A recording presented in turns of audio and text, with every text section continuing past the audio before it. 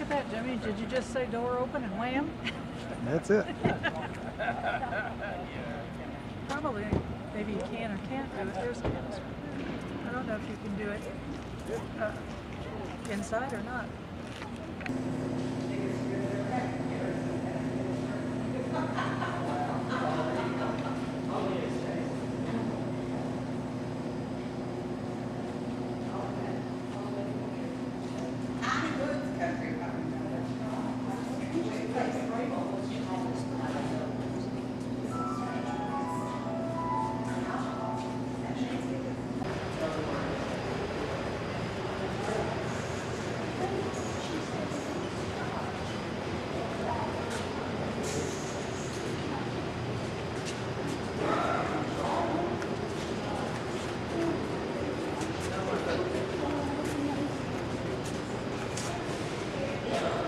I know. Like, oh, what else? I got gold.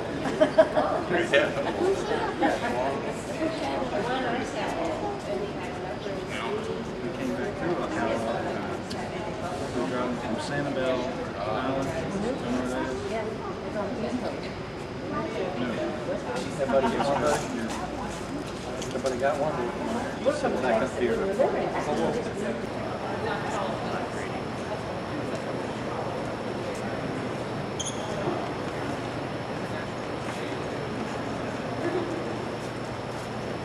The interior.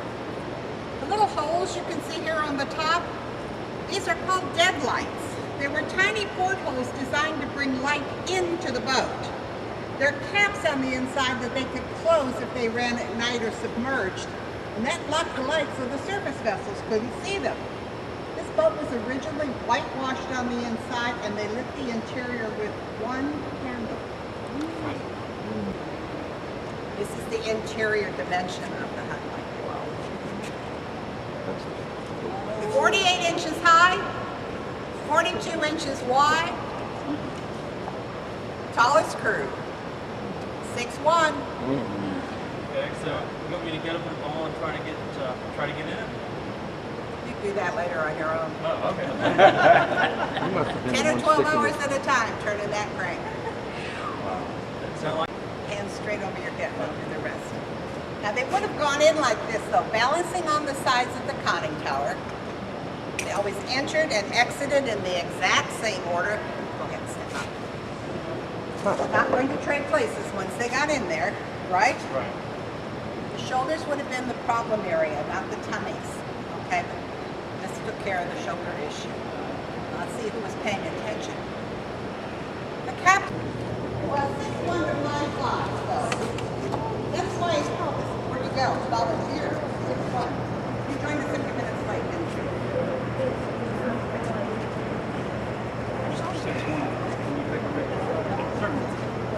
No, you just overthink things. But he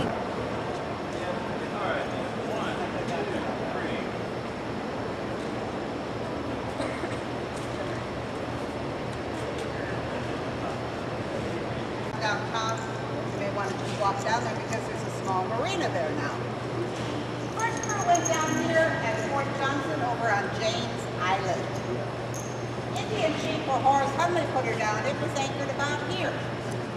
Now when Dixon took command of the boat, we were way over here to Battery Marshall on the end of Sullivan's Island. And he was working out of a section of water called Breach Inlet.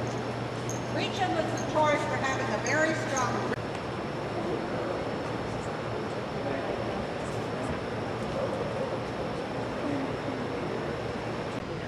All those steps, they're amazing.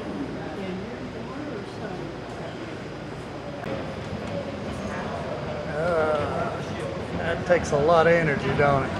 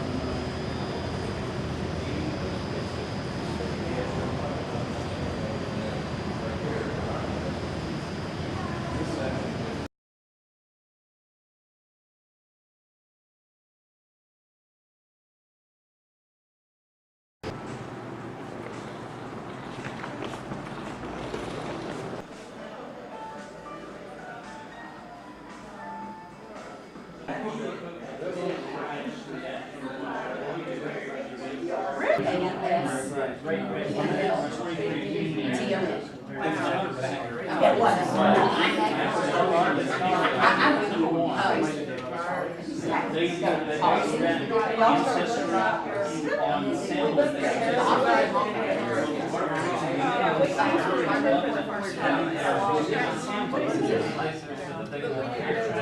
one reason why I love people.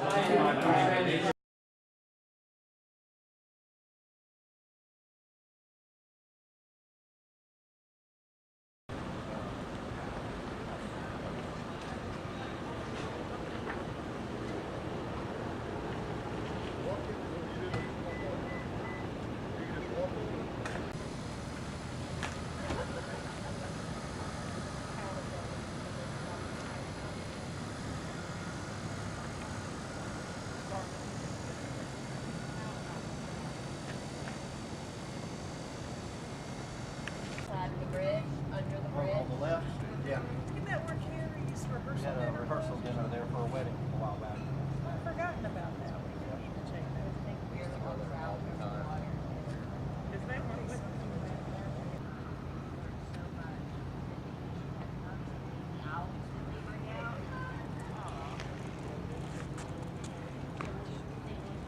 For all of the Samuel people, if you'll head this way, and the rest of us will hang back for a few minutes, and then we'll follow the next brother and the next brother, and then when it's all done, we'll take the entire shebang. Is that correct? Are you going to do Samuel descendants and then the spouses? Okay. I'm not going for that. That's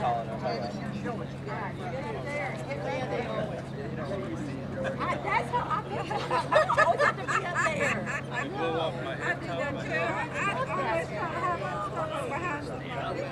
Wait a minute. How's that? I'm thinking like, Richard. got him? Everybody else okay? Which one? I did a reunion after 2 years. I'm just a Yep. I'm the lowly board member.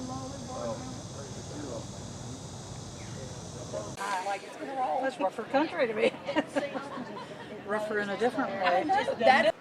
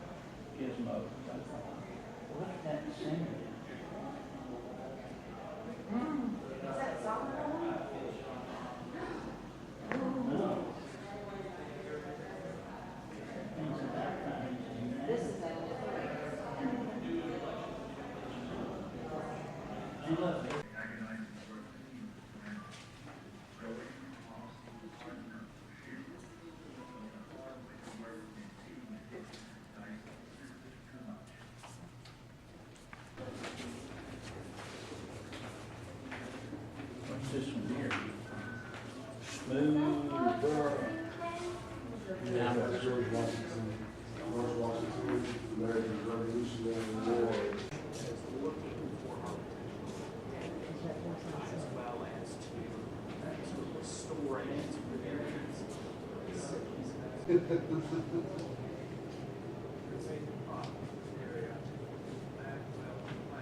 Oh, a video. I'll be quiet.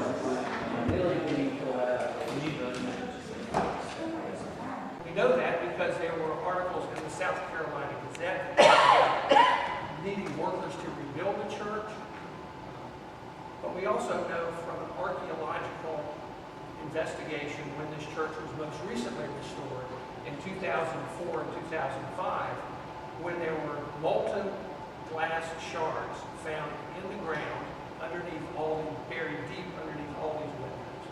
And since glass melts at about 700 degrees Fahrenheit, anything made out of wood would be destroyed. So this is one of the first times in the long history of this church its parishioners had to make a decision. Were they going to rebuild this church or just let it go? Thankfully for us today, they decided to rebuild it. They rebuilt it very quickly, within only a couple of years.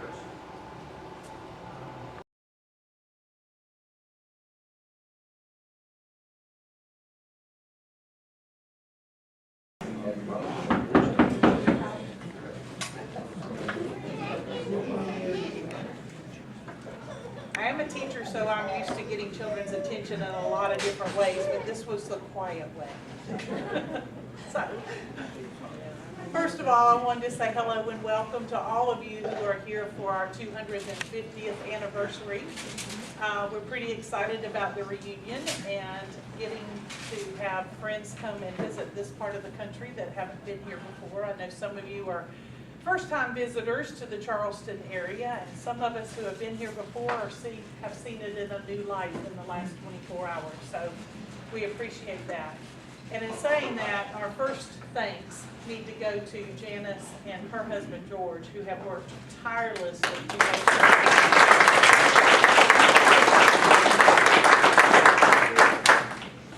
we have, if you've looked at the inside of your little program booklet here, it tells you pretty much of what the organization of the evening is going to be. The first thing that we'd like to do was sort of to have an introduction time, because as with most situations, we sometimes have learned someone's name last year and we haven't seen each other in a whole year, and you're kind of like, oh, I remember they're from California, right? But yet we don't remember enough information. So if you would, if you're a Gladney descendant, please introduce your family and tell whether you are from the Samuel, the Thomas, or the Richard line. Sorry, my brain went blank there for a minute. So if we could start with you. How about you, Janice, since you're on first? Janice and Cash from Charleston. Very helpful. I'm Joe Kelly. I'm not a Gladney. I'm a guest. I'll be talking to you here at the end of the day. John Bice and Lucy Bice. Last year we was Gladney cousins, Richard descendants, and we got married in December, so now we're Gladney cousins and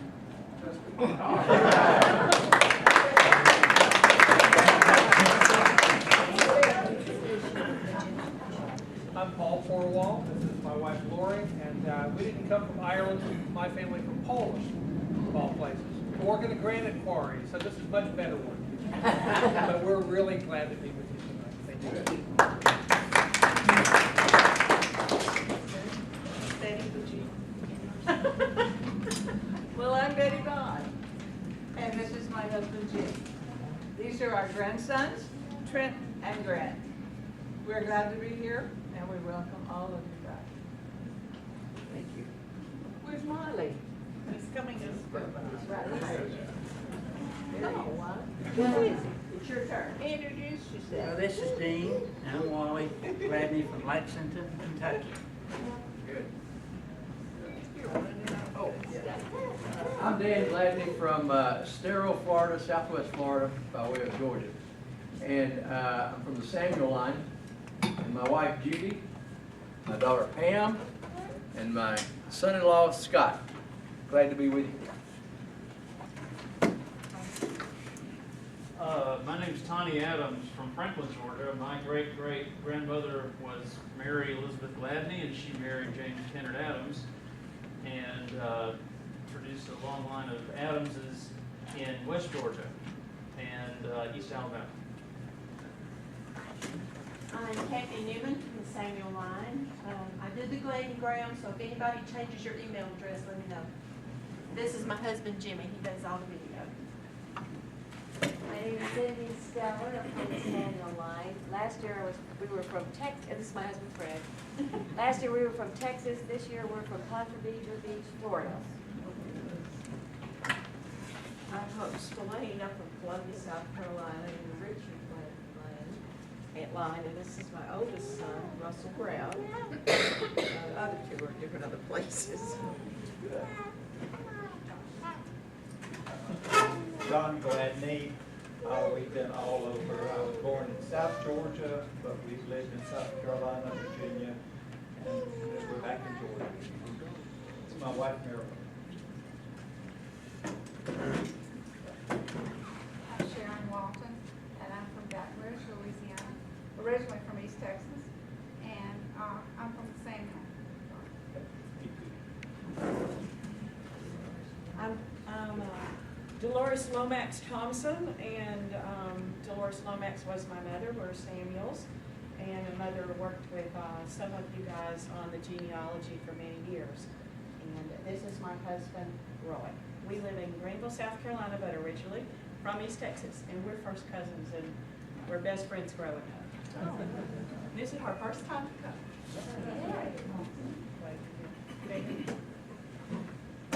Oh, I'm sorry, I missed your table.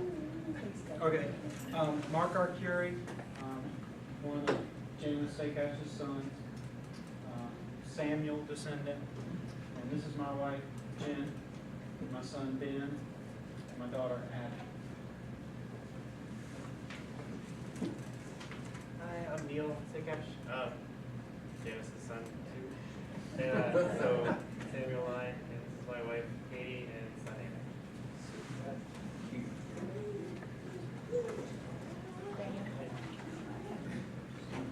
I'm Dan Pannell, I live in Laurel Vista, Texas. I'm from the Samuel line in South Carolina.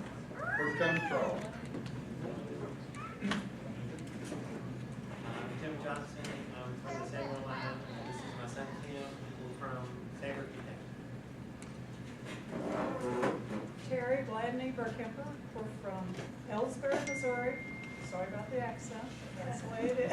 This is my husband, Jake.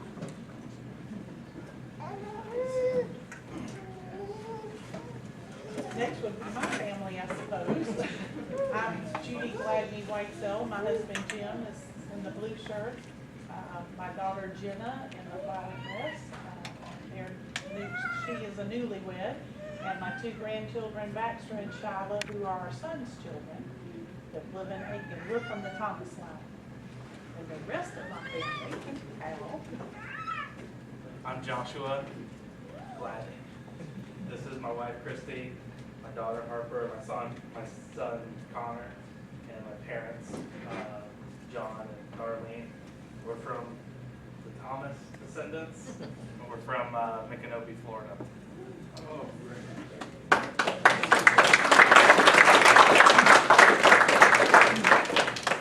Before I ask John to return thanks for our meal tonight, I also kind of wanted to give you a little play-by of how we'll go to line up. If you don't mind, for the buffet, our attendants in the back say that they are ready, and it certainly smells good, and I know we're going to have a wonderful meal tonight. Our guest, of course, is Dr. Kelly, and we would like for him to be able to digest his food before he has to jump up and start. So we're going to ask if you will allow this table to go first, and then after that, I'll let you guys decide when you want to get in line. How about that? Before we start, for those that are unfamiliar, you might mention the Family Association and how that works. Where their money goes, what it's used for, etc. I think we're going to do that a little later. You go, okay. Yeah. Never mind. That's all right. I know everybody's tummy's growling. We're all hungry. So, John. Our dearest Lord and Heavenly Father, we are eternally grateful that we can gather here as a family. We know, Lord, that we've come from all over. Lord, we ask that you would help us be safe as we travel back. We ask that you would bless this food while we're here. Bless it to our bodies, it to our nourishment. All this we ask in Jesus' name. Amen.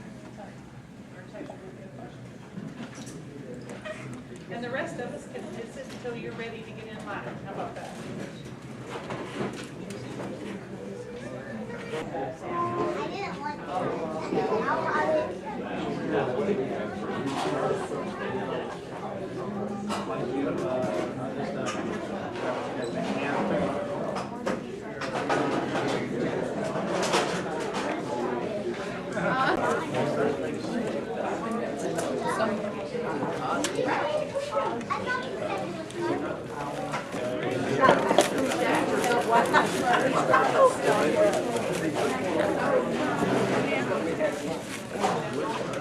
the music for the sound? Is that? Yes. All right, I'll start it off. Y'all come in quick. Happy anniversary to us. Happy anniversary to us. Happy anniversary to the Gladneys. Happy anniversary to us. And many more. How big a slice do you want?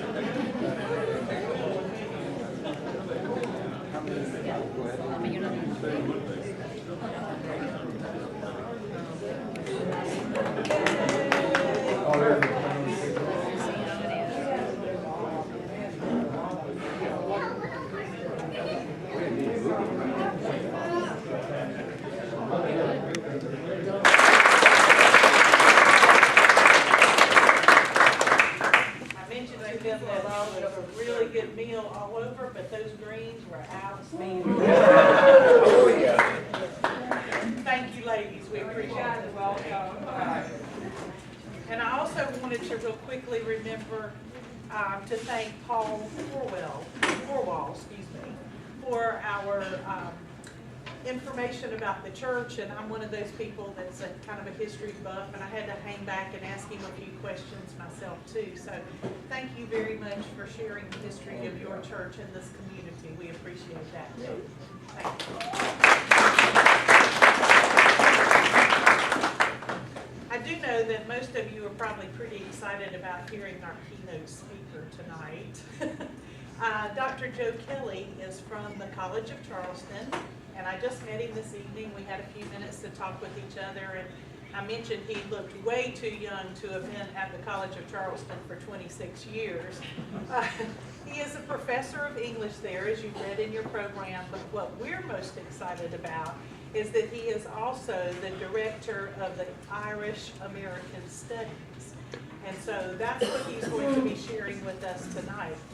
He has written several books, but one that was published most recently that was How Charleston Caused the Civil War, under contract now, or was under contract with Overbrook Press. But his newest publication will be coming out in October about marooned, shipwrecked at Jamestown and the new history of Americans' origin. So I think we have a lot to look forward to. I'm really excited to welcome him and hope that you will help me as we ask him to come forward. Thank you very much.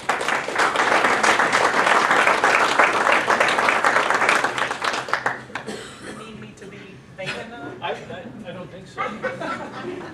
She was wanting to be. Would anyone like to buy a vowel? I've been asked to use the microphone. I guess it's working. I think I can. And you can hear me in the back? Great. Okay, let me see if I can get my PowerPoint up here. And while I'm doing that, let me thank George and Janice for inviting me to participate in your family reunion.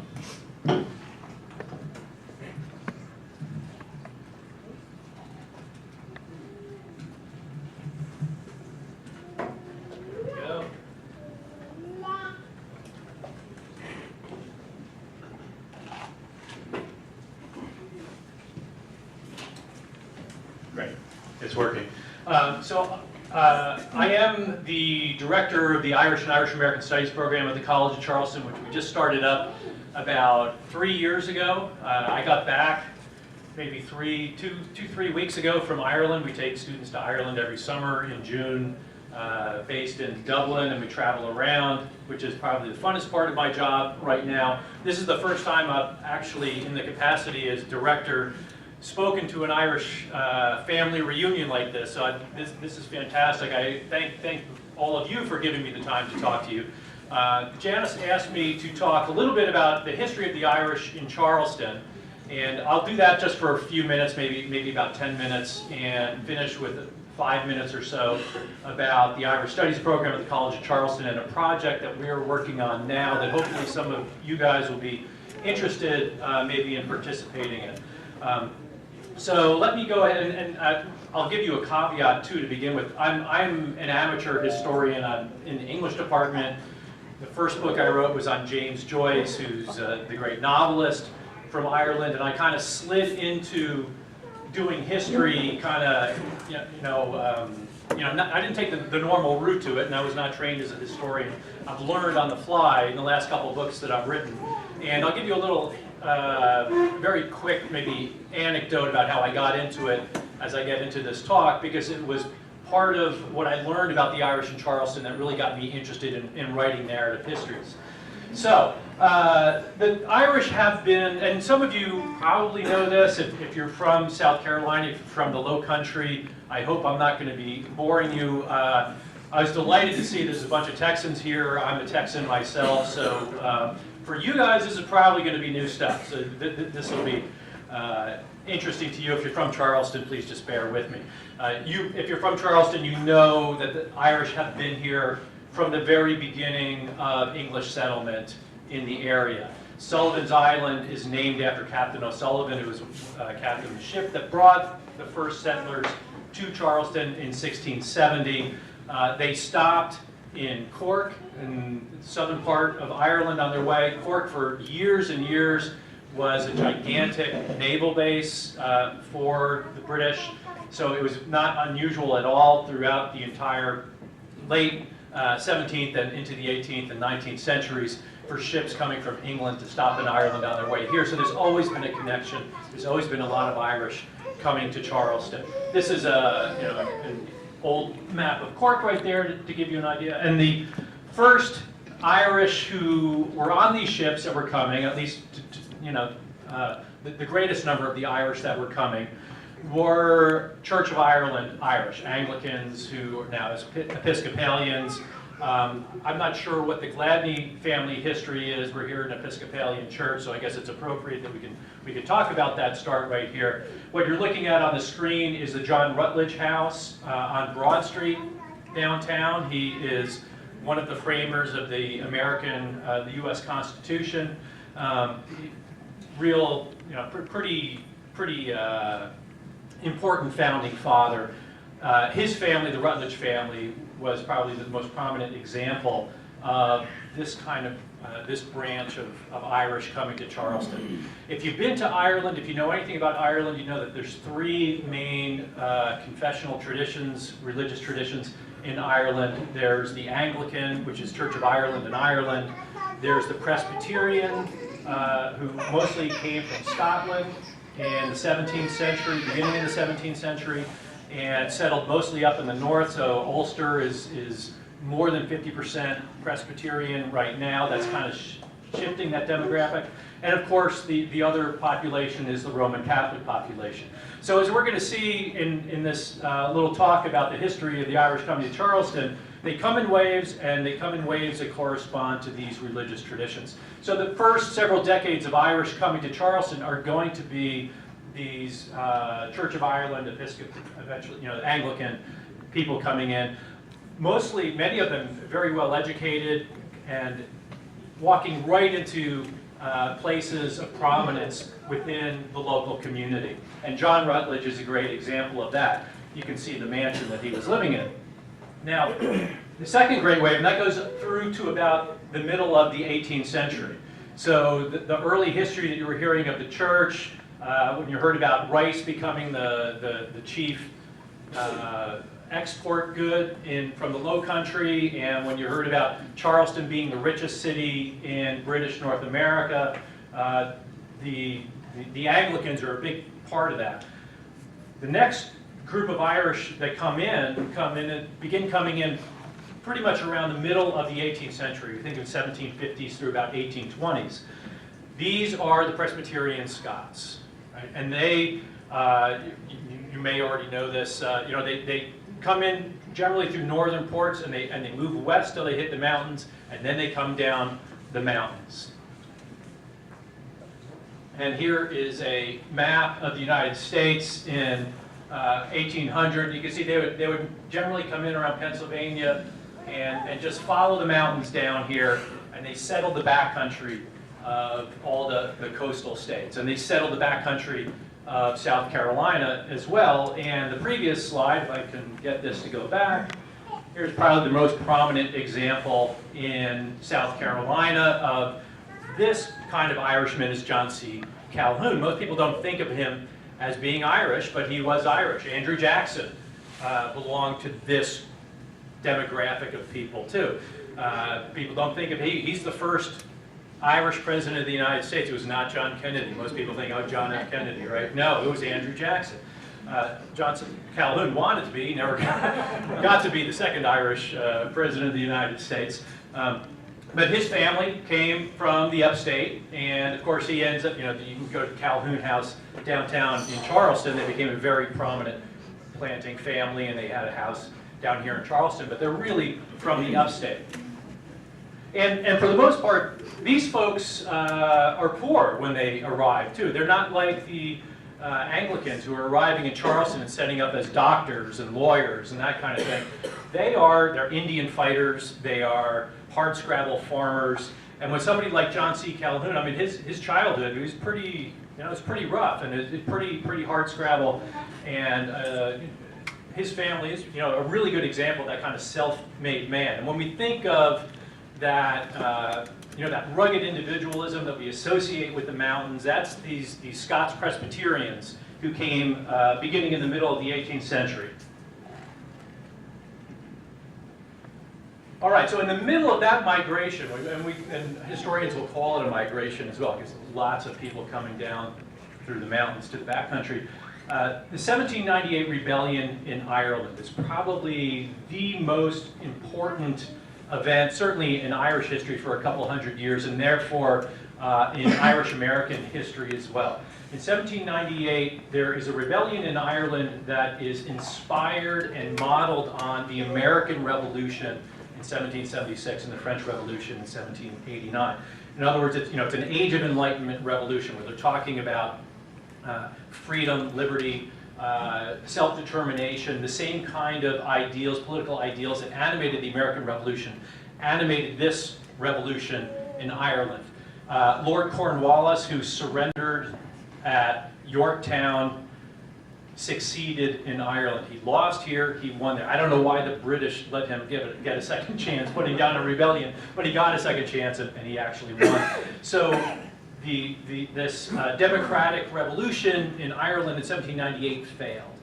And because it failed, lots of people left really as political refugees.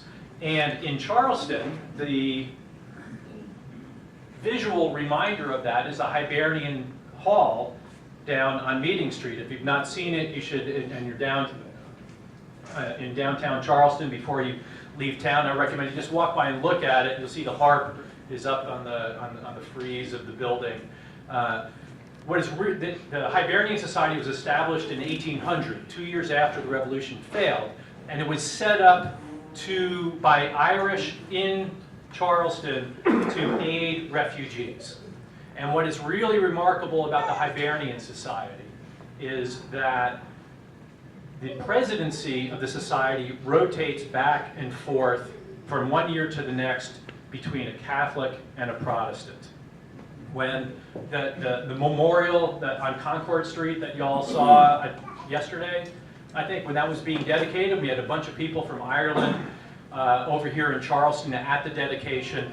One of the things they talked about was how remarkable it was what the Hibernian Society had this shared, the shared enterprise, this shared society between Protestants and Catholics, and was a model for today in Northern Ireland. So very much admired what the Hibernian Society was able to do.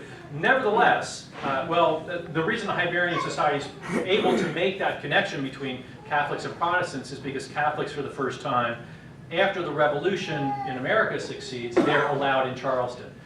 You also heard about religious freedom in the talk that Paul gave, and as he mentioned, Roman Catholics were the only religion that were excluded from Charleston. You could be Jewish and you could be here, you could be Muslim and be here, but you could not be Roman Catholic and be here until the revolution established freedom of religion across the entire, what became the United States. So Roman Catholics started coming to Charleston pretty much in the 1790s, is really the first time. If they came before, they would come in, but they would stay secret. They would certainly not practice their religion openly, and many, of course, would probably convert. The most prominent early Roman Catholic to come to Charleston was Bishop John England. Infelicitous, if I could say that word, you would, ironically, that's easier to say, ironically named John England. The fiercest anti-English bishop that you could ever possibly imagine. He was actually kicked out of Ireland by the Roman Catholic Church because he was stirring up too much trouble with the British, who were just beginning to give modicums of freedom to the Catholic Church, and he was demanding it too quickly. So the bishops in Ireland more or less exiled him, and he said, you can send me anywhere that is outside of the British Empire. So they sent him to Charleston, which was exile at the time. It was a missionary church. He had North Carolina, South Carolina, Georgia, Florida, and he ended up also doing a lot of the West Indies. Spent a lot of his time on a horse, riding around, finding the odd Catholics in his bishopric. So he came in 1820. After he came, Roman Catholic Irish started coming to Charleston in droves, mostly from New York. Many of them for seasonal work, and they would come down from New York and they would go back up, but many would stay. So a couple of wards on the east side of Charleston ended up having very strong Irish ethnic flavor to them. And then, of course, in the middle of the century, and these are laborers, these are dirt poor urban laborers that are coming at that time.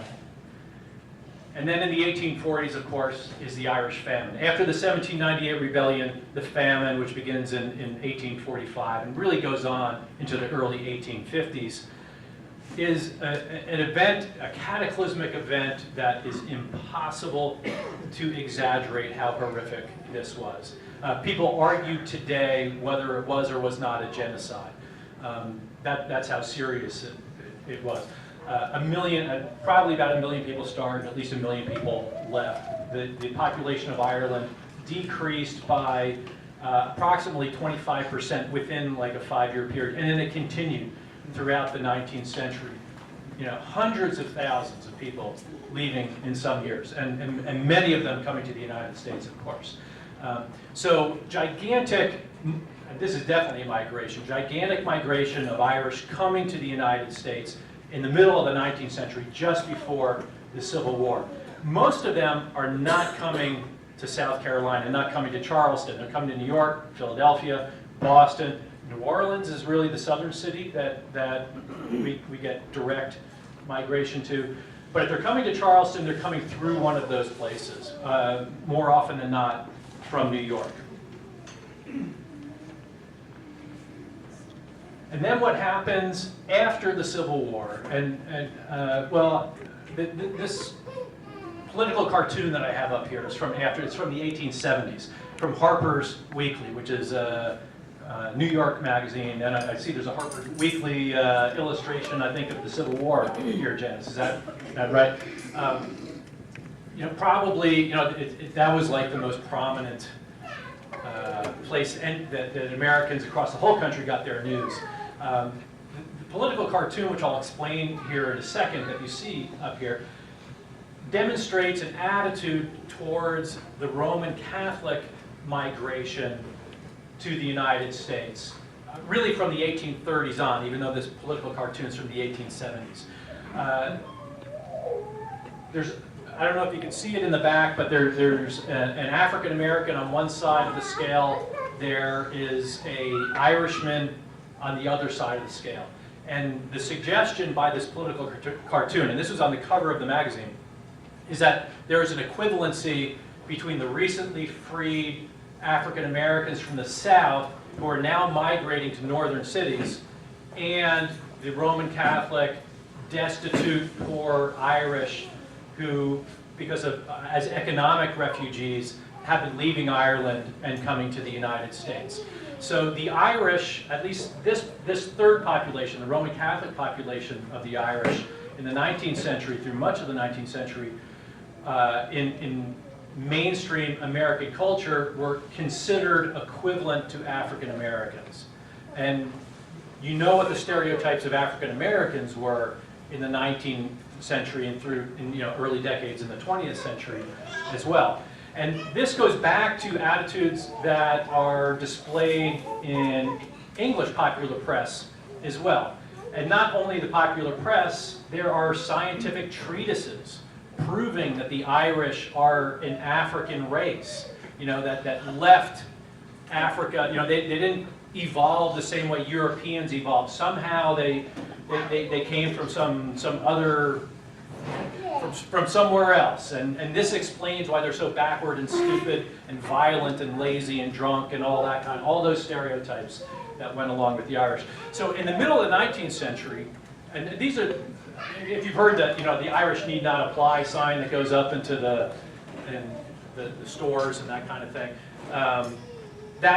these are the stereotypes that's based on. And what happens when the Roman Catholic population comes in and has these kind of stereotypes associated with them, that second wave of Irish, the Scots Presbyterians, this is really when the Scots-Irish become an ethnicity themselves. Up until the famine, the Scots-Irish were considered Irish. And they start thinking of themselves as Scots-Irish, and they start being referred to as Scots-Irish to distinguish themselves from this new wave of European immigration. So the Scots-Irish want to think of themselves, no, we are white Americans, we're not like the guy that's up in this scale here. So in the United States, what happens there in the 19th century is it becomes a split between these two populations, between the Presbyterian Scots and the Roman Catholics. And there's this ethnic division that is created artificially, I think, between them. And that carries on, and I think to some extent still carries on well into the 20th century, and maybe even today. This is just the cover of the book that I wrote about antebellum Charleston, where I'm taking some of this, and just that anecdote that I promised to tell you. The reason I ended up writing narrative histories is because of that guy John England that I showed you the picture of. I was asked probably like 25 years ago. Now somebody called me up because I think he just saw that I worked on James Joyce and I was in Charleston, and it was a guy putting together the Encyclopedia of the Irish in America, and he wanted a 500-word entry on Charleston. And I had recently moved here and I didn't know anything about it, but I was Irish and I was interested. So I started learning things, and I encountered that guy John England, that first Catholic bishop that came to town. And I didn't have space to write very much about him in that entry. I pretty much gave what I just gave you, was that 500-word entry. But he really piqued my curiosity because he was this absolutely vehement civil rights activist in Ireland. And that's why he ended up getting exiled to the United States. And when he came here in Charleston, he was a great advocate too. Paul, you were talking about, you wrote a book about the ministry to enslaved peoples in the area around here. John England did that in the 1820s as well on plantations that were Catholic plantations. He would set up schools, and of course it was illegal to teach anyone to read or write at that time. So you're really in kind of some dicey circumstances when you do that kind of thing. I don't have time to go into the whole story right now, but in the 1830s, the story of sort of the mainstreaming of Roman Catholic Irish in Charleston took place in the 1830s, and John England was instrumental in that. The highlight of it is a mob of people who are going down to what is now John the Baptist Cathedral on Broad Street, to tear it down and burn it down because it is this abomination of Irish Catholic enclave in the middle of Charleston, and the suspicion was they were in league with African Americans. And kind of the mainstreaming of the Irish into Southern culture in Charleston anyway, the Roman Catholic Irish, was a capitulation to that. You know, it's not a really great moment in our history as Irish, because they ended up demonstrating they were really Southerners by being okay on the slavery question.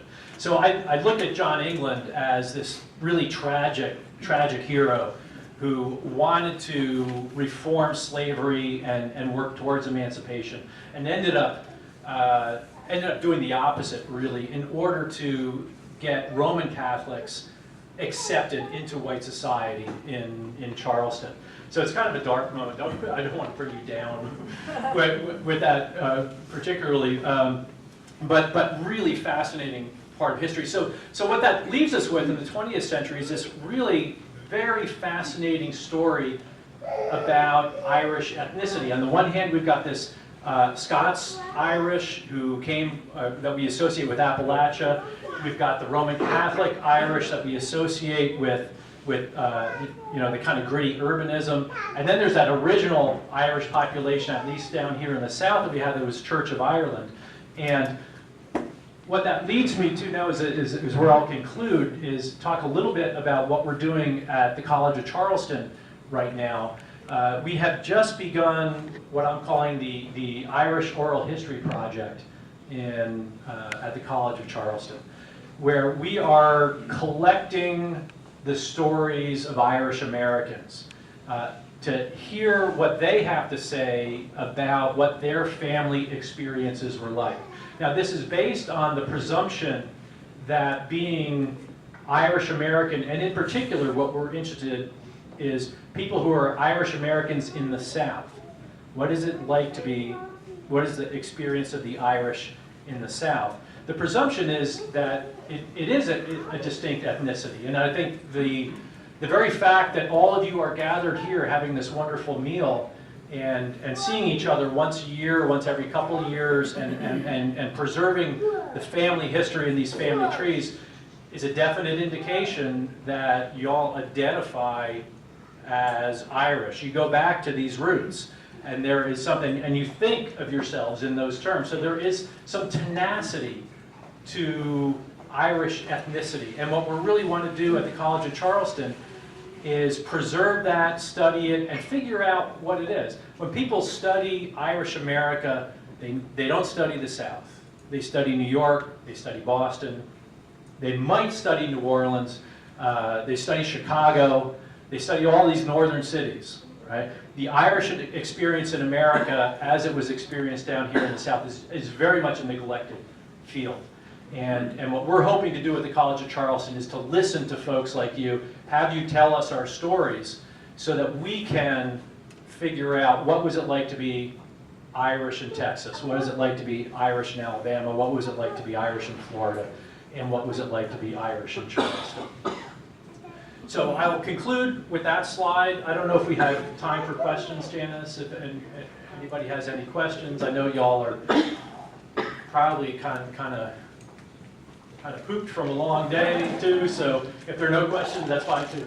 Yeah, I think a lot of people are wondering if we do participate in the project, can any of the interviews be done by phone? I know we did talk about that. Yeah. So can we do interviews by phone for folks who are not locals, and it'd be very difficult to do it otherwise?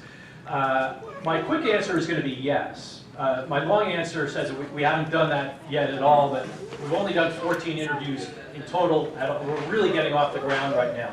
So I don't see why we couldn't do it, but I don't know how I would do that yet, because we're really at the very beginning stage of this whole project. So if any of you have some great family stories that you want to tell and are interested in this, it may, getting around to everybody who wants to tell a story will probably take several years, so please please be patient. But if you're interested in this, please get in contact with me. You can find me at the College of Charleston. I'm in the English department there. The most Irish name that you're going to find in the English market, Joseph Patrick Kelly. So if you forget who I am after this, just remember College of Charleston, and you'll be able to find me and shoot me an email. So it may take a while to get around to getting that interview or hearing those stories that you have to tell, but I'm very much interested in doing it. Yes? I'm just wondering if people have journals or letters or things from great-grandparents, great-great-grandparents, is that something that you would like a copy of? Absolutely. And not only a copy of it, people have old documents that they are very interested in having preserved professionally in a university archive. The College of Charleston is set up to preserve those documents. One of the things that we have at the College of Charleston in our main library is the collection that used to be in the fireproof building on Meeting Street until a couple of years ago. Paul, you probably have researched in the South Carolina historical papers. It's probably the richest collection of Southern papers in the United States, I think. And there's a lot of Irish in there, obviously, you know, Rutledge papers are in there and that kind of thing. And those are at the College of Charleston right now in special collections. We have not yet, we're for the first time now actively pursuing papers of folks like you who have, you know, there may be letters from, you know, your father that fought in World War II. I saw a photo up here of Janice's, is that your great-grandfather who was in the Army? And it doesn't have to, they don't have to be involved in great events. You know, we're very interested in the ordinary experience of people. But if you have old family papers, and sometimes you might not even think that they'd be of great interest to historians, but they probably are. The College of Charleston is very interested in talking to you about preserving those in perpetuity at our special collections. Or if you have copies, you know, receiving copies. Yes? You talked about our blue book. Yes. And I did check with the library. They do have our red book, Gladney's in America. They don't have the blue one. So is that something that the library would order? I can talk with you about that. I mean, ideally, you know, we would love to get a donation of a blue book. I don't know how much the blue book costs, and my particular budget is $0. The library does have an acquisitions budget, so I don't know. I don't know what their policy would be on that. But that is yeah, we would be very interested in getting a copy of that. And that way, you know, the Gladneys become when historians start writing about the experience of the Irish in the South, they'll be talking about the Gladneys, because we will have information about the Gladneys, and we don't have information about other families. So if you have that little bit of family pride and you guys want to be representative of the Irish experience, talk to me. I will say this. You were mentioning the fact that there were a lot of Presbyterians that came down the mountains. There were just as many that came through Charleston. The group that came in the mid-1770s, one of them was the Pennsylvania Farmer with the McCrights. There were a lot of them that came over from Ireland through religious persecution. They came through Charleston also. Yeah. Our Gladneys were Presbyterians that came over from Ireland through Charleston. They came through Charleston, and then did they stay in Charleston, or did they? They were given land up in the upcountry. Yeah, that's typical. I mean, obviously we're talking in generalities, right, exactly. but yeah, when Presbyterians came in, they wouldn't stay in those coastal ports. They would go get that untilled land where they would have to fell the trees and start the farms, right?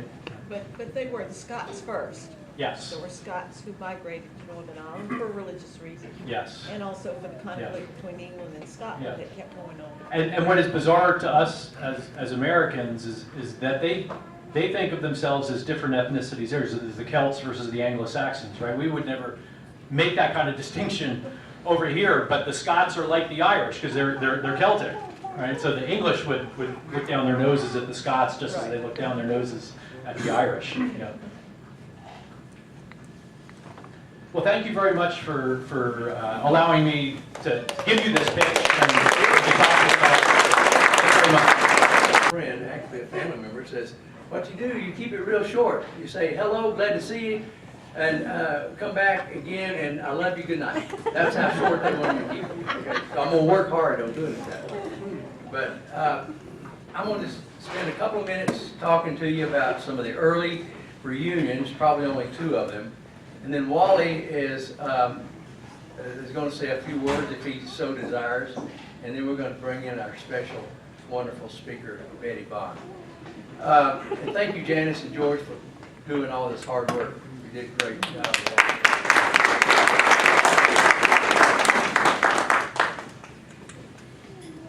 It didn't really dawn on me until last week. This is the 42nd consecutive year of Gladney's in America reunions, consecutive reunions, 42 years worth. And it's these reunions have taken place in at least 8 states that I know of, from Missouri to Texas, all across the southeast into Charleston, and to many multiple towns and cities. It's been terrific. Last night, it was a real surprise when John and Marilyn Gladney from Winder, Georgia, came into the hotel. I haven't seen John in quite a while, or Marilyn. They're terrific people. And then later that night, last night, it hit me that in 1976, the first GIA meeting was held in Winsboro. John was their president, 1976. Marilyn was the treasurer going into 77. Wally was there, and Dean was there, and Wally was on the board at that time, and I and Judy were there. I guess that makes us pretty darn decrepit, isn't it? But anyway, it was amazing to have that come to my mind about that. We were just kids then. What's that? We were just kids then. Oh, absolutely, absolutely, yeah, for sure. But anyway, in 1977, the second reunion, incidentally, the first reunion, there were 50 people there from 14 states. Now keep that number in mind, because I got something to tell you about that number in a minute. But anyway, by November of 77, John from South Carolina and Victor Gladney from North Carolina wrote and applied for the articles of incorporation to be a nonprofit to the state of South Carolina. And that was given to us in 1977. Thank you, John. Big work you had to bring Victor in to buy that. Yeah. We had, at that time, there was, from various states, there's Charlene Gladney Lamb, who was from Florida at that time, by way of Mississippi. She was an officer. Of course, Marilyn Gladney was an officer. Cecil Gladney, who was probably the biggest cheerleader of this clan, he and Polly were there, and he was an officer. Mildred Arnold, who is the author of our Gladney's in America book, she was an officer. Maudine Carney from West Virginia, an officer there, and our beloved, real big Wally was an officer as well. So that was great. You know, I was just thinking about people who have been with us, and this family has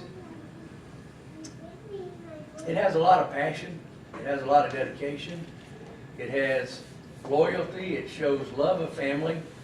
And when I think about people that have gone on before us, like Cecil and Polly, the Stevensons were always so gracious and kind to us, and our beloved Charles Sidney Gladney from Missouri, Reed Ivins, who's just passed away, and then the wonderful and ever so sweet and loyal Lucille Gladney from Florida.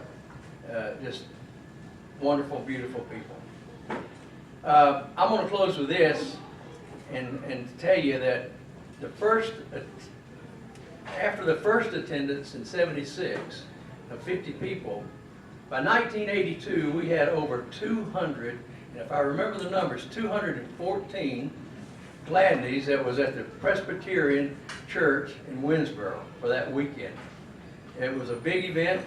The states covered that they represented came from New York, Wyoming, Colorado. A few years later in Memphis, there was California people came to us. And what's amazing to me is to be a Gladney in America, you have to be part of Mildred Gladney's research on the 3 boys that landed in Charleston and received the land grants just north of Columbia in Winsboro. Those 3, out of those 3, is where you are. It's where we are. So we're all descendants of it. And so the next time I'm standing in the grocery line, I may be looking at my real family member, because they're all over. Just think how many we have. Wally's got some books. You're welcome to get some. He wants to give them away. But it has how many Gladneys are in the States today based on the census.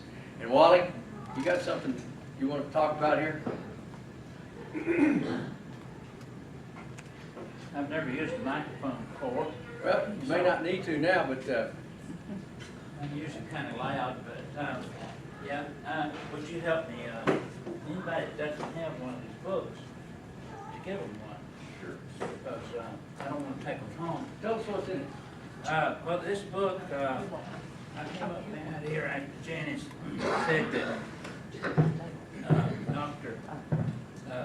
Kelly was going to be here, and You don't have to use the microphone. okay. It's okay.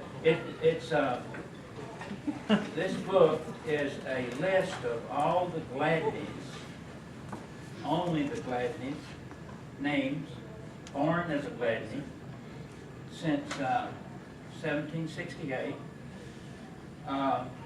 It's in order, according to the year they were born, the state that was born. The first page, as you notice, is a copy of the first census of the United States in 1790.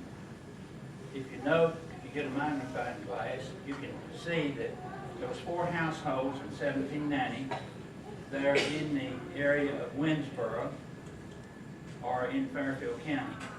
It tells you how many adults over 18 were there,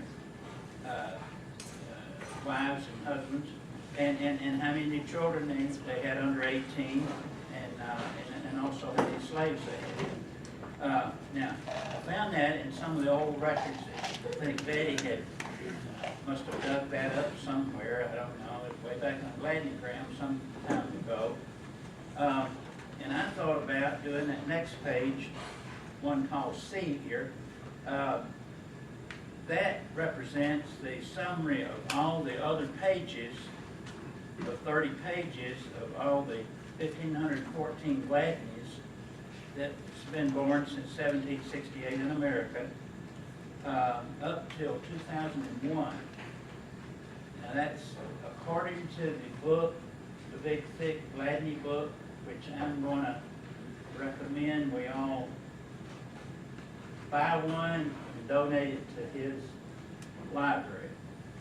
I know it costs $149 up in Massachusetts, but I'm going to make a suggestion of that.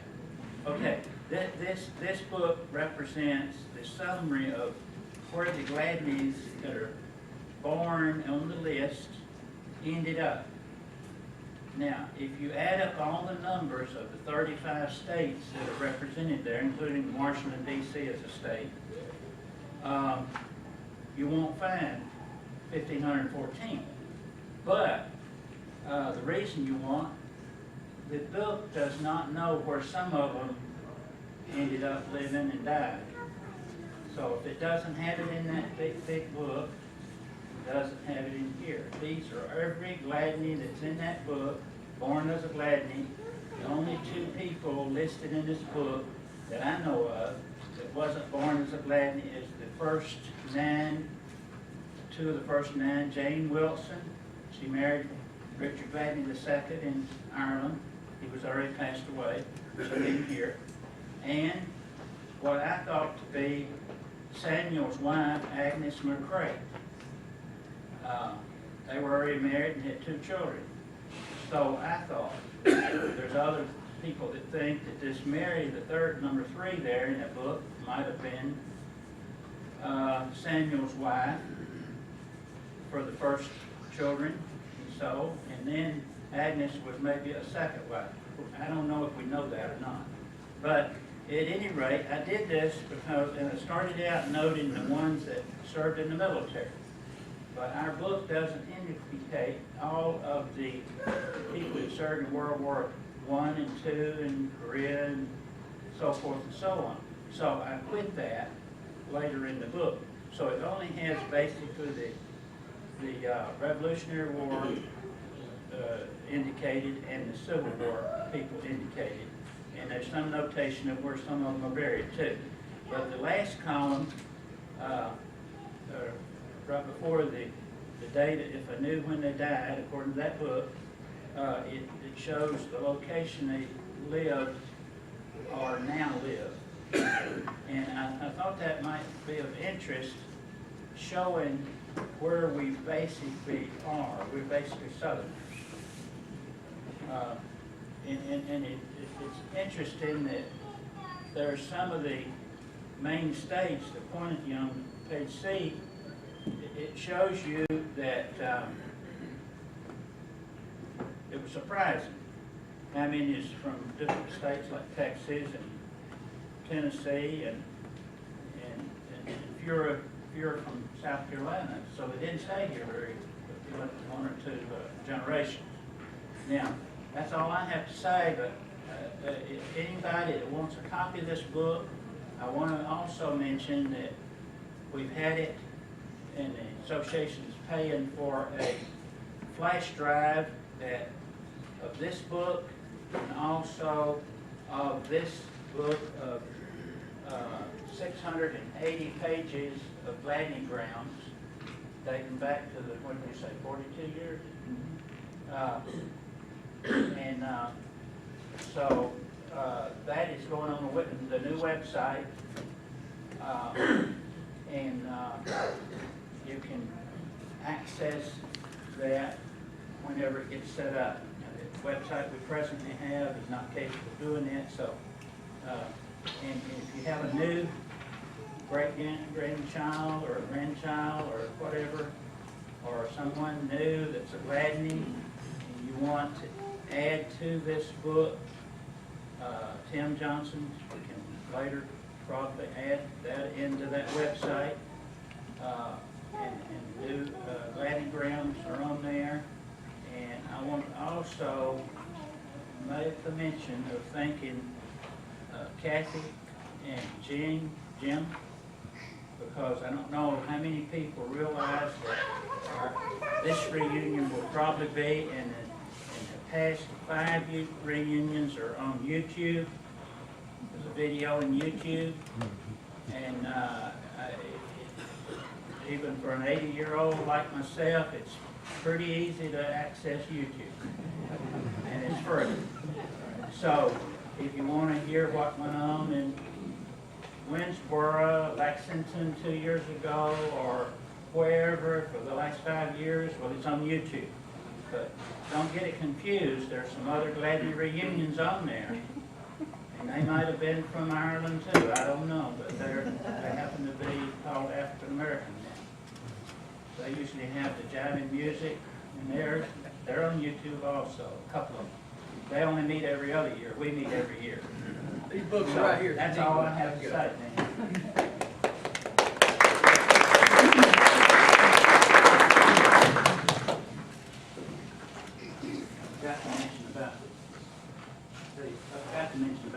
The family tree, yeah. The family tree, Wally did that a couple of years ago, and each line of Thomas Samuel Richard is there, and he has taken that information out of the updated blue book. If you want to follow your family tree, all the people are there, and your family's listed there. Quite a work of love. Wally, thank you.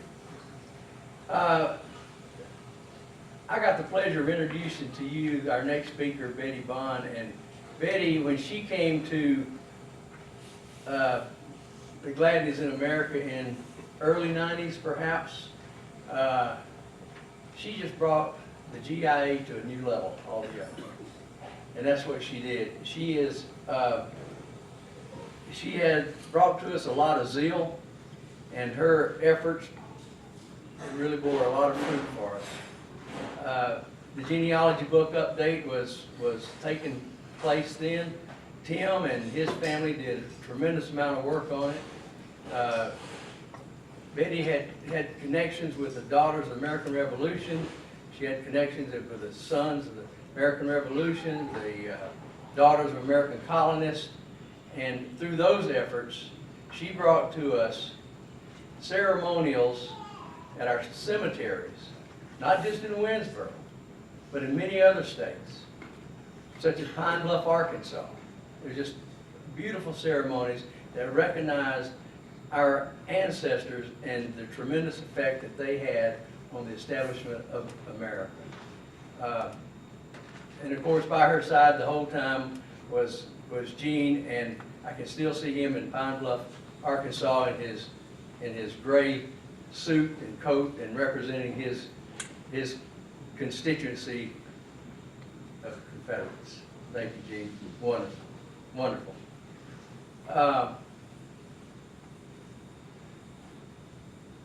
Betty served for us as vice president from 95 to 97.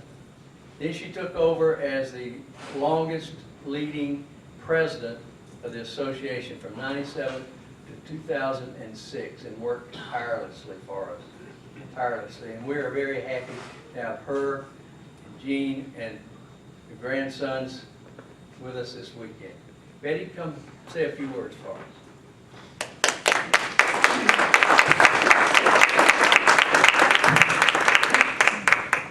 The microphone is on. Okay. He is too kind, because what we accomplished was with what you did. We had the most wonderful support that any person could have had.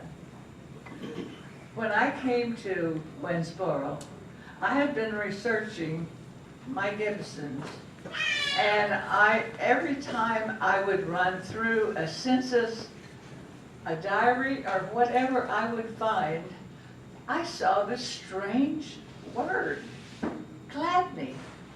I didn't know anything about Gladneys. I was looking for Gibsons.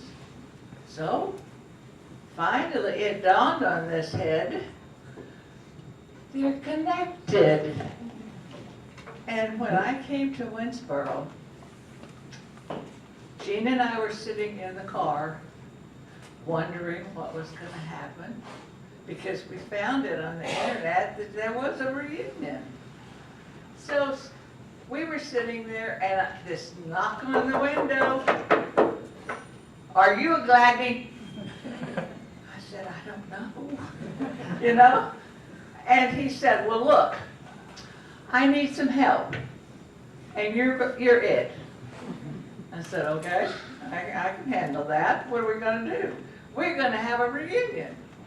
I said, "Oh, Lord, what's that?" He said, "I had a lady," I'm from Missouri, "and I had a lady that was going to make this thing work, and she didn't do it. So I got here, and there's nothing planned." I said, "Well, if people are coming in tomorrow, we better get busy." So we did. The three of us put our heads together. We went down to the tavern, and we said, "We need some space." And they said, "Well, we don't have a big room." I said, "I don't care. I need space." So we took over the whole tavern. We had this group here to eat, that group there, and that group there. Little Ben's grandchildren were here, and they didn't know where to go. They were trying to go from room to room. And we got somebody to give us some food. It was hot like you wouldn't believe, because there were so many of us in that tavern with a little bitty bit of air conditioning. I was wringing red by the time I got through, and I said, "I don't think I want any part of this." But I did. And when we got through eating and got back to the hotel, I had another knock on the door. And holy crap, it was Charles Sidney again. And he said, we want you to come over here. We're having a meeting. And I said, okay, I can do that, right next door. So I told Gene, I'll be back, I think. And so I went next door and they said, we're having a director's meeting. Dr. James, Charles Sidney, Wally Gladney was there. Big Wally was there. And they said, we want you to be the vice president. I said, I don't even know if I am really a Gladney. They don't care. We want you. So I said, okay. I had the most wonderful experience anybody could have had. We have traveled so many years, so many miles to see all of you, and we loved every minute of it. We decided, because we needed some communication, that we would say, okay, here's a Yahoo page. You know, you can send a message to Betty. Betty can send a message back to you. So we kept going that way. And I got this strange little message saying, hey, I'm a Gladney. How can I help? I'm going to get in trouble for this. And I said, okay, what do you have? And he said, I'm in the Air Force and I have a lot of equipment that we could use for communication. Aha. Okay. Here is Tim Johnson, who was going by Tim Gladney, and he's going to be mad at me. I've been in trouble over this before. So I said, look, with what you've got, we can probably increase the little book into a big one. Well, we kept working with that. And of course, the directors were wonderful. Whatever we decided to put forth, they said, do it. And I love that attitude, you know. So we did. Gene and I would drive out to Dallas from Pennsylvania and park in their driveway and help them type. And at one point, we were so busy typing, we forgot about little Trent. And Trent was in diapers, and he had a bottle that was empty. And we were busy typing away. Jill was such a god. Oh, she was just a godsend. And all of a sudden, Timmy goes blaring through the place because little Trent had gotten the whole milk carton of milk and was going to put it in his bottle. Well, it wasn't working, but Timmy saved the day. And that's the type of thing that we love about being in Gladney Association. It's home stuff. It's love. It's desire. And when we got an email again from Dr. Gladney in Hawaii, and he said, I'm going to be a guest speaker at the War College in Carlisle, but I want to go to Winsboro. I want to see the cemetery.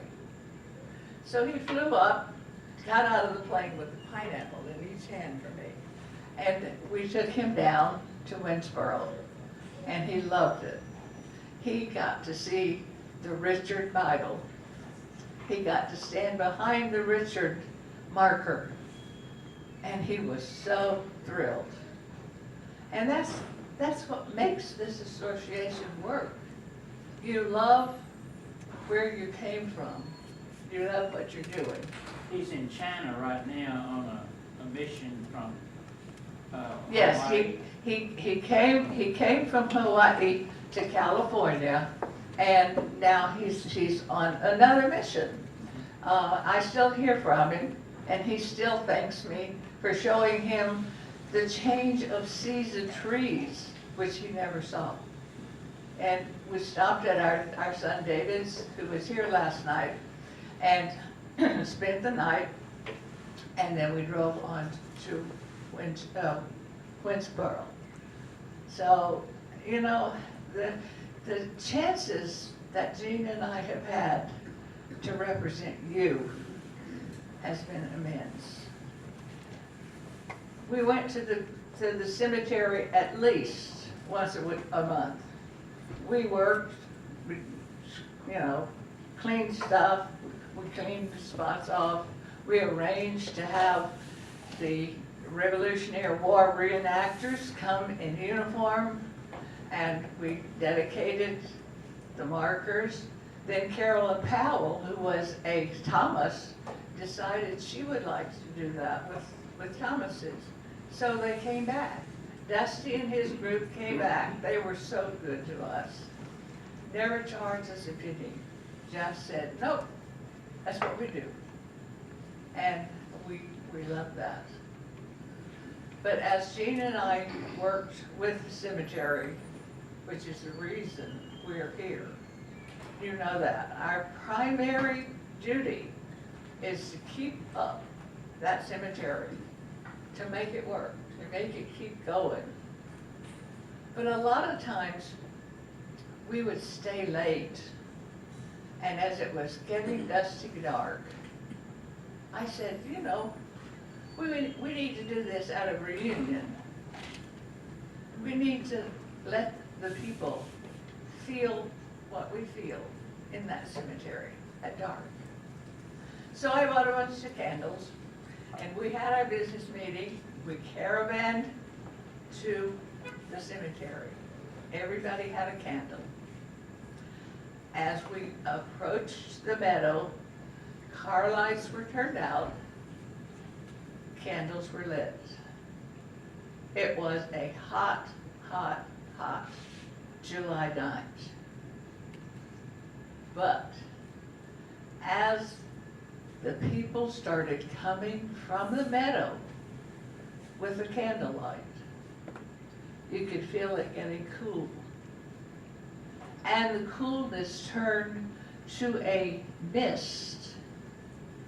And you could feel the mist coming over the cemetery. And you could feel it. And I said, y'all, we're not alone. We have company. And that company is thanking us for caring for this holy site. And that's what we need to do. God bless you all.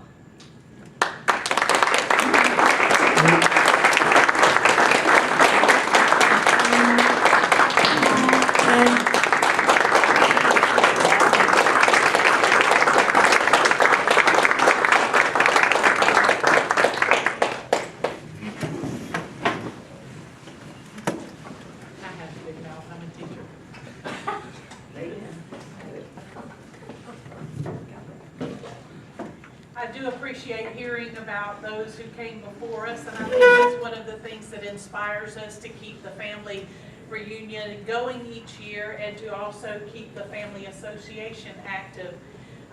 Just to note real quick, if you're not a family member, so to speak, I'm sure that our treasurer, Terry Burkhammer, would be more than happy to take your money. To let you kind of reiterate a moment of what Betty said a moment ago, part of your dues comes to pay for the upkeep of the cemetery. If you have not seen it, you weren't here last year, for example, and didn't know about the gentleman who came to map our cemetery, that's the results behind this table where Janice and Dr. Kelly are sitting. That shows the aerial view of the cemetery and the graves that are listed there.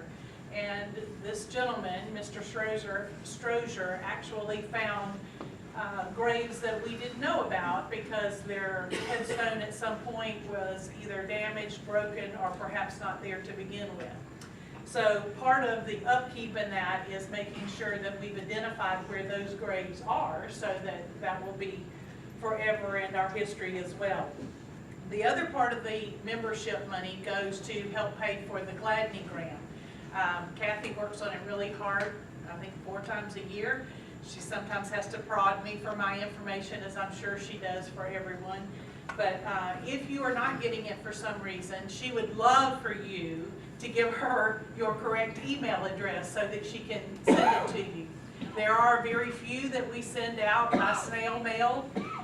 People that for whatever reason choose not to read it on the internet. I know my mother had a computer, but she wanted to hold that paper document in her hand. So of course that does cost money. So we want to make sure that we are able to send that out. And Kathy is also very forward thinking in sending it out to more than just the paid members when the reunion's coming up, so that they will know about that information also. Tim Johnson has been wonderful about keeping our website up to date. He has put information there about the reunions every year as well. He's the gentleman who has spent so much time documenting everything with his son Timmy, thank you too, on the internet, so that if you have updates for that, please make sure that you send it to them. Today, we had a board of directors meeting this afternoon, and the whole set of minutes and the treasurer's report will be in the next Gladney Graham, so you're welcome to read that back, but just the sort of snippet of what happened. We did talk about the cemetery, we talked about the markers, and we elected new officers. It's my pleasure to tell you that our new president coming up for the next 2 years will be Dan Pinnell. He's from Texas. Janice Sakash is going to remain as the vice president. Thank you. Dan Gladney is our secretary. Terry Burkhammer is the treasurer still. Wally Gladney is our historian. Kathy will remain with the newsletters. For the board, the directors on the board, we have Tim Johnson, Tani Adams, and me. We're always looking for people who would like to be on the board, so if you would like to be more involved, we would be more than happy for you to tell us and let us know so that you can join the board of directors in the future. Dan has graciously invited us to come in 2 years to Fort Worth, so you'll be hearing a lot more information about that. So make sure you save your pennies or whatever you need so you can make it to Texas in 2 years. Next year we will go back to Winnsboro. As you've noticed the rotation, every other year we've gone to Winnsboro. And the information about when the date is on your bulletin, so make sure you go ahead and circle that on your calendar as well. I appreciate, again, all of you who have been here tonight. I know that we've had the ability to visit with one another. I know that many of you would like to continue doing that, so you're welcome to do that as well. But some of us have to have a long drive tomorrow, or we have to have to get to bed tonight so that we're rested for our travel tomorrow. So if you have to leave, we understand that as well. Make sure that you take your little information with you so that you'll remember that. If you choose to meet with us at 9 o'clock in the morning, we'll meet somewhere downstairs, and then we'll move probably wherever there's some space, and we'll have sort of a little devotion time with a send-off as well that we would love for you to be involved in if you would like to come. Have I forgotten anything that someone would like to speak about? Yes, Kathy? We need to take a group photo of the officers and also of all the past presidents before they leave tonight. Alrighty. So how about the past presidents move up here when we dismiss, so to speak, and the officers sort of be on standby to jump in next. Thank you again for coming. We appreciate everybody.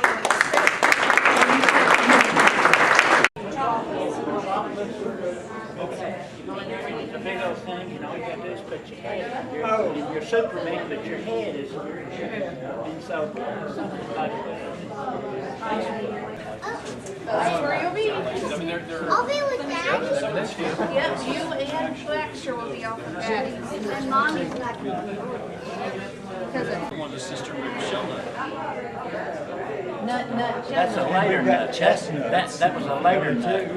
So you get it.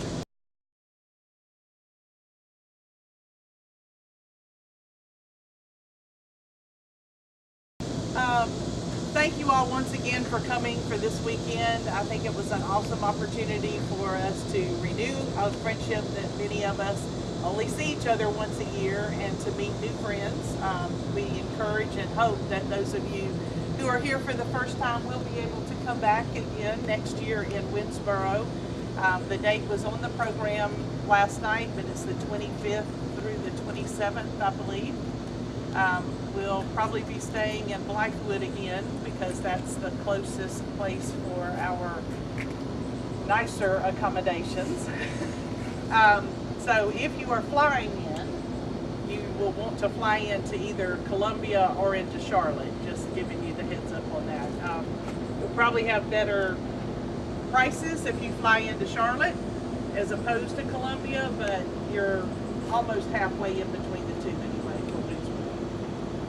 I also wanted to tell Janice and George one more time a huge thank you for your hard work. Visiting your church last night was an extra bonus that I think most of us didn't really expect. When we thought we were going to hear the history of the church, we didn't realize how interwoven that would be with our purpose for the weekend anyway. And so the Family Association would like to make a donation to your church as a way of saying thank you. So I am sure that Paul, that spoke to us last night, would be remembered. Our priest, and he may have told us all that, he's from the same area. I didn't hear that part. That's pretty awesome. Did you all hear that? No. She said her priest, who did not speak last night, he was not, he's not in the country even, was from the same area of Ireland that our families were. So it made it even a little more special. I was thinking about what to give as our devotional this morning, and I thought about how so many of you have traveled a great distance to be here, from Florida to Texas to Pennsylvania, Kentucky, Missouri. I mean, we are blessed that so many of you made the effort to travel so far. And so when I was thinking about a devotional, I thought mostly about traveling mercies. Many of us today will be sitting at an airport for a while, or we'll be sitting in a car for a really long while. And as we know, in today's world, anything can happen at any time. And so I felt like it would give us a nudge of encouragement to think about Psalms 91. It says, "Whoever dwells in the shelter of the Most High will rest in the shadow of the Almighty. I will say to the Lord, He is my refuge and my fortress, my God in whom I trust. Surely He will save you from the fowler's snare and from the deadly pestilence. He will cover you with His feathers, and under His wings you will find refuge. His faithfulness will be your shield and rampart. You will not fear the terror of the night, nor the arrow that flies by the day, nor the pestilence that stalks in the darkness, nor the plague that destroys at midday. 1,000 may fall at your side, 10,000 at your right hand, but it will not come near you. You will only observe with your eyes and see punishment of the wicked. If you say, the Lord is my refuge, and you make the Most High your dwelling, no harm will overtake you, no disaster will come near you." So as we travel today, if you have difficulties in some way, please know that you are not alone. In fact, that's true every day, not just today when you were traveling. I wish you all the best for the next coming year.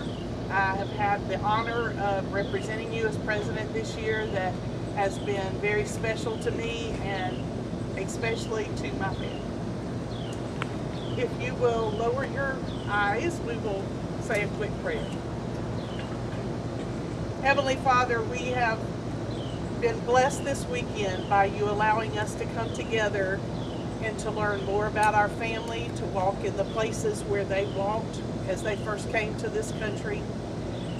Dear Lord, we know that there are many people who had significant troubles and concerns about traveling this far together with us, but overcame those. We appreciate those who made the trip and pray for those who would want to be with us but are unable to do so. Dear Lord, help us to remember those who are less fortunate than we are as we go about our daily lives.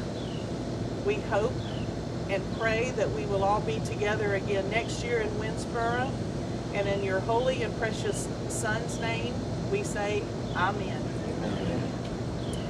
Now again, you are welcome to visit with each other as long as you wish, but I know many of you have a long car ride.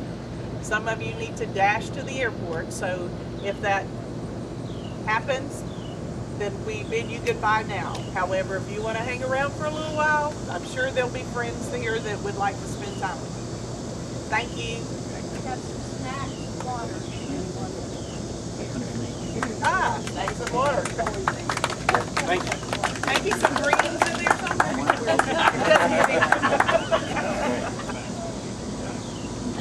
Thank you in your bag for all you do. Before we do leave, Larry Ivins just told me last night that Virginia was having a lot of trouble getting her blood regulated, so they could not come. So that's another past president that we're missing. We came by to see them. Did you so? On Wednesday, was it? And Larry has retired from teaching and gone back to Maryville and bought a new house. And he's moved his mother in his house. Larry's a bachelor, never married. His twin lives there in Maryville.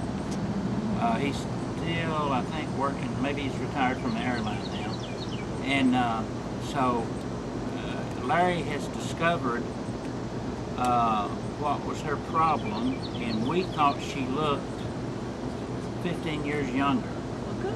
And some kind of deal with her blood or something. Something to deal with the drugstore over-the-counter thing that you put in your mouth to hold your dentures in caused this problem. So you don't ever know what's going to cause you a problem. And then Larry said he went to her specialist that was trying to find out and said, could it be this? Oh, no. We'll run a test anyway. And finally talked him in, twisted his arm and said, look, either run a test or we're going to another doctor. And he did, and sure enough, it was true. And so that's what's done it. Copper, she's like, she had no copper left in her body. It was taking the copper out of her body. And I can't remember the over-the-counter thing, that it's something that everybody uses. I had an employee who was like a denture cream kind of thing that holds it in place. Yeah. And her problem was that over the years it had built up zinc in her body so badly that same thing. She had to go on disability. And you take the copper out or something. And you don't think of those things. And but I mean, although she's in a chair, she's lucky to have Larry. As most everybody knows, her husband, Reed Ivins, died about 2 years ago. Yeah. We were down at their funeral there. Anyway, I just wanted to mention that she wants to come. Oh, of course she does. Virginia always wanted to be in the reunion. Always. She said something about, I know if we have one in Fort Worth, she'll be there. I hope so, yes. Her nephew is the city manager there, in Fort Worth, I think it's her brother's son. He was the city manager in '92 when we had it in Fort Worth. He's been in there a long time. So I think they still travel by air for free because of the sun. So I think they would be there. Like it in Squirrel, last week we had meals of different degrees through the years. Somebody mentioned to me last night that they liked last year's with the Buford stew and the pot roast, the pork loin veal. Asked that we do that again. If that's something that y'all are interested in and want as a whole, that's still open for next year. So, if y'all like that, anything you cook is always good. It is. Right. Find your Yeah, but we want to fix whatever the, you know, the bulk of the people are going to like, so. And we spoke with Buddy Stevenson this week, and he said to tell everybody hello, and he would see you next year. And if you are driving, you might want to go by Winsboro.